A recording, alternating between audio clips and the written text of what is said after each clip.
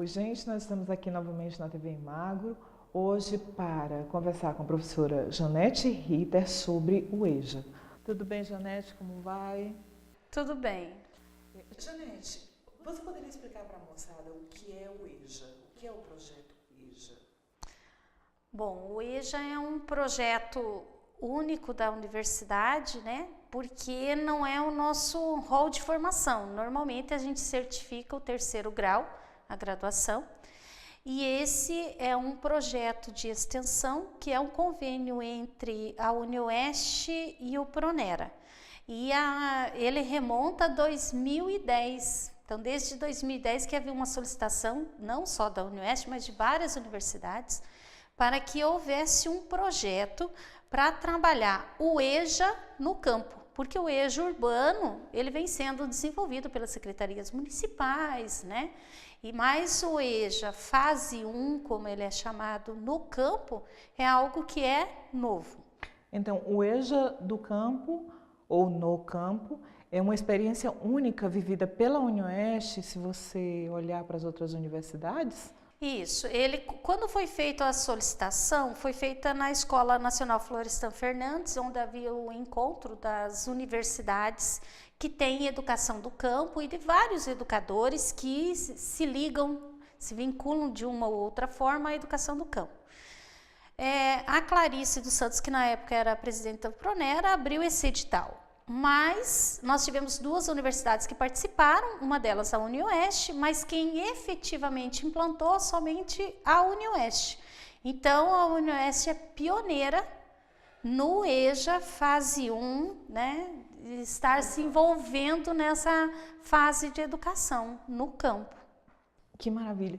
E quando você trata do EJA no campo, a função é atender às necessidades dos alunos que estão lá e precisam ter um atendimento direto dos professores que já lá vivem com esse grupo. Isso. Então, assim, esse programa, né, o projeto EJA nas áreas da reforma agrária, campo, ele é um projeto que movimenta 3 milhões na UniOeste, então é um projeto gigante. Nós temos a meta de 1.200 educandos, num total de 60 turmas, então as turmas são de 20 alunos, no mínimo, né? E aí nós temos a equipe, né, de trabalho é composta por uma coordenação geral, que é um professor da universidade, que no caso sou eu. Eu tenho 5 coordenadores locais, então cada coordenador local coordena 12 turmas. Eu tenho 5 monitores para aporte, porque isso envolve muita documentação de aluno, né? E esse guarda do material é todo da UniOeste. E eu tenho 60 professores, 2 técnicos administrativos de 20 horas e 2 coordenadores pedagógicos. É um projeto gigante. Ora, como ele é um projeto, ele começou em 2010, ele vai até quando, Janete? Então, o edital começou em 2010, né? Quando foi lançado o edital e tal. Efetivamente, na UniOeste, o recurso chegou ao final de 2013, e aí nós desenvolvemos ele em 2014, como houve um atraso em parte deste recurso, né, no repasse, nós estamos finalizando ele. Então, nós temos agora até agosto para fechar relatório final e certificação. Paralelo a isso, é interessante a gente pensar que quando a gente fala de EJA, a gente já pensa no educador pronto. Então, não só nós tivemos que fazer a alfabetização 5 anos em 2 anos, como também nós tivemos que fazer uma carga horária específica de trabalho de formação com os professores, que daí, no caso, os professores, quem certifica? A UniOeste, via Pró-Reitoria de Extensão, né? E nós, esses alunos, nós fizemos um convênio com a Secretaria Estadual de Educação para que uma escola que tenha EJA dentro da rede estadual, que no caso vai ser o Colégio Estadual Iracy Salete Strozac, imprima e assine os certificados, porque a universidade não pode certificar este nível de ensino. Então, nós estamos com todo o trabalho, mas a contagem desses alunos não são da UniOeste, são da Secretaria Estadual de Educação. Janete, vai ter um segundo momento do EJA, porque você falou assim, a fase 1. Isso. Aí já me veio à cabeça a possibilidade de haver uma fase 2 para essas outras pessoas que gostariam de continuar ou de entrar nesse projeto. Então, a fase 1, porque nós estamos trabalhando do 1º ao 5º ano. A UniOeste tem a fase 2, que daí no caso o professor Adri é o coordenador, né, que daí trabalha do 6º ao 9º ano. E nós temos, até interessante a tua pergunta, porque eu acabei de sair de uma reunião onde nós fechamos que há demanda, há o interesse dos movimentos sociais do campo e da própria universidade de montar um segundo projeto. Talvez não tão grande como esse, porque ele demanda muito trabalho.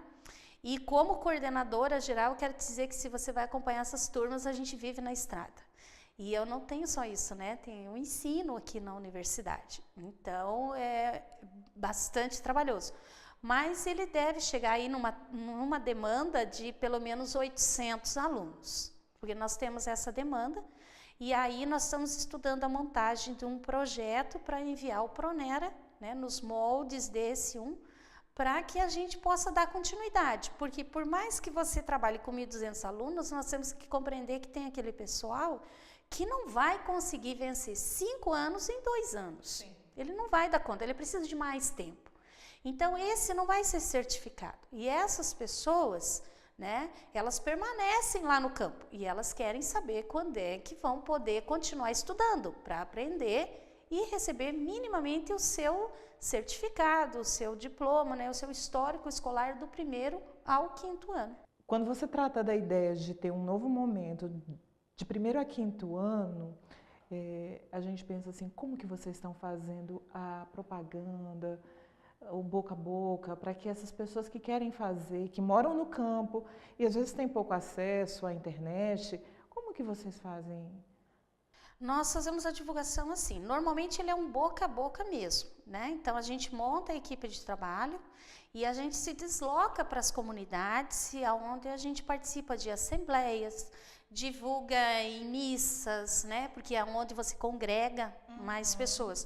Porque nem todos esses lugares, eu quero dizer que é uma experiência assim fantástica e eu gostaria de um dia poder escrever as memórias do EJA. Não aquela parte burocrática, mas assim a experiência mesmo. Porque nós tivemos turmas que o pessoal reformou uma escola que foi desativada para poder ter um EJA lá funcionando, porque não tem escola próxima e não tem como ele se deslocar de lá até uma próxima, o local mais próximo que congregue. A gente comprou, por exemplo, um mimeógrafo. Nós vivemos na era da informação, mas nós compramos um mimeógrafo, porque tem locais que ou você tem esse para que o professor consiga reproduzir material, né? Então pensa você fazer numa universidade licitação de mimeógrafo que todos consideram inativos. Uma coisa que nem existe mais. Que nem existe mais, então, e até achei interessante porque a gente teve que explicar os mais antigos, explicar para o setor de convênios, para os estagiários, o que era um mimeógrafo. Eu digo, se eu perguntar para a nossa câmera woman o que é um mimeógrafo, eu não sei se ela vai conseguir responder. Porque a realidade do campo é muito diferente, né? Então, assim, e aí nós tivemos todo o problema, por exemplo, no mimeógrafo envolve álcool. Então, como estocar esse álcool, pensando que são 60 turmas, como estocar álcool altamente inflamável, que é proibida a comercialização, ele é só institucional. Um outro problema, por exemplo, que a gente teve... Aquelas folhas roxas. Isso, né? O estêncil que não pode ter umidade, então onde guardar? Os nossos almoxarifados não comportam material para isso, né? Não tem estoque para isso. Quando eu pedi 60 bobinas de papel craft, por exemplo, para o pessoal trabalhar nas turmas, eu ocupei todo o almoxarifado da reitoria.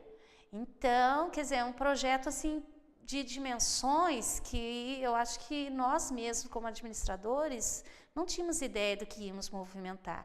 E uma outra dificuldade nossa que eu estava te falando é porque nem todas essas localidades têm luz elétrica. Então, nós adquirimos 26 botijões de gás com haste extensora e 26 liquinhos. Porque em locais que você não tem nem a sala de aula e não tem... Isso é a iluminação que eles vão ter, né? Então, eu gostaria de escrever essas memórias, assim, aquele pessoal que pegou, às vezes, um estábulo. Pegaram um estábulo, reformaram e funcionou a sala de aula lá. Então, esse pessoal tem muita carência, né? Que tá vontade de estudar. E aí, desdobraram madeiras para fazer as carteiras da sala de aula, né? Não tem lanche. Não vem lanche para a EJA, nem rede municipal, nem rede estadual, não tem. E o nosso projeto também não tinha, né? Então, às vezes, você chegava lá, tinha uma bela panela de mandioca cozida, que era o lanche do dia, entendeu? Então, o pessoal socializava o pouco que tinha e conseguiu. Então, assim, eu diria, nós estamos certificando 400 pessoas. Eu diria assim, que esses 400 são heróis. E a gente tem outros, né, que não estamos certificando porque não atingiram a média ou ainda não sabiam nem assinar o nome. Então, vencer 5 anos em 2 é muito difícil, né? Mas, assim, eles são heróis, porque eles resistiram num espaço em que muitos teriam deixado pelo caminho, né? Mas a divulgação é sempre muito boca a boca mesmo, porque se eu tenho um local que eu não tenho energia elétrica, como é que eu informo esse pessoal? Então, a gente tem que ir para essas áreas mesmo, para essas comunidades, né? As áreas da reforma agrária, e aí fazer a divulgação, as áreas dos movimentos sociais e etc. A Janete, só quero te dar os parabéns, porque eu acho que você não formou só heróis e heroínas, você alimentou a autoestima dessas pessoas, porque saber ler para pegar um ônibus, para assinar um documento, já é um grande passo para muita gente que precisa dessa oportunidade. Então, se você quiser deixar alguma mensagem, até para essa moçada que tem sala de aula, que estuda e que ainda reclama tanto do nosso estudo, né? É um momento. Deixando uma mensagem, né? Eu diria para os nossos acadêmicos, assim, estudar, porque às vezes a gente fala, o que você trabalha? Ah, não, eu só estudo. Estudar não é só, estudar é um trabalho. Então, você tem que ver isso como uma luta diária. E aí, se você encontra pessoas, como eu encontrei nesse projeto, mais velhas que meu pai, e olha que meu pai está fazendo 69 anos, e que se dignaram, depois de um dia de luta com a terra, percorrer quilômetros, estar, às vezes, abaixo da luz de um lampião, no improviso, com salas goteirando dentro, né? Na luta ali, para minimamente aprender a ler. Então, agarre a chance que você tem, principalmente na universidade, porque você está usando uma vaga pública, né? E às vezes eu vejo tantos alunos deixando pelo caminho essa vaga pública. Então, agarrem, lutem e não desistam por qualquer problema. Olhe o seu entorno, que com certeza tem problemas bem maiores que o nosso. E aí a gente vê que o nosso se torna pequeno. Então, você consegue superar esse pequeno. Olhem ao entorno, lutem e preservem, principalmente a vaga pública, porque tem muita gente que daria céus e terra para ter essa vaga. Inclusive aquele cara que está lá no campo pagou imposto para que quem está aqui tenha essa oportunidade. Exatamente. Janete, muito obrigada mais uma vez. Tudo de bom, boa sorte nas próximas edições do EJA. Tomara que a gente consiga, porque tem uma demanda enorme, né? Tchau, gente.